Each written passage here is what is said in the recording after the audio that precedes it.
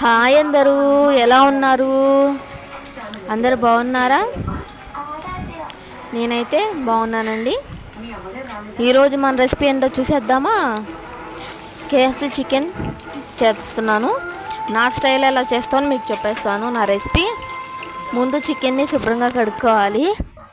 ఆ కడుక్కున్న చికెన్లో ఉప్పు, కారం, పసుపు, ధనియాల పొడి, మిరియాల పొడి, కొద్దిగా జీలకర్ర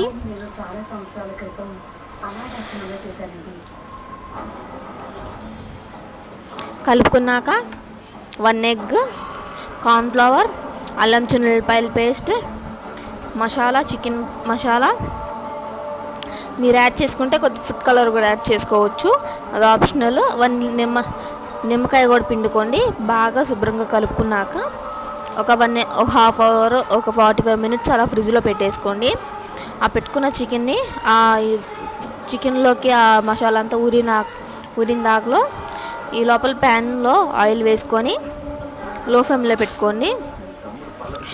మళ్ళీ చికెన్ని కేఎఫ్సి స్టైల్లో చేసుకుంటాకి ఒక బౌల్లో కార్న్ఫ్లోర్ యాడ్ చేసుకొని కొద్దిగా వాటర్ యాడ్ చేసుకొని శుభ్రంగా మిక్స్ చేసుకోండి.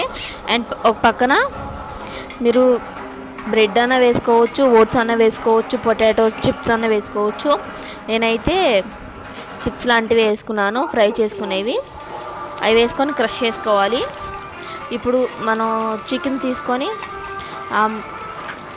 కార్న్ఫ్లవర్ వాటర్లో డిప్ చేసి మళ్ళీ ఈ కార్న్ఫ్లవర్ చిప్స్లో వేసుకొని మళ్ళీ తీసి కార్న్ఫ్లవర్లో వేసుకొని అది అనేది ఆయిల్లో వేసుకోవాలండి.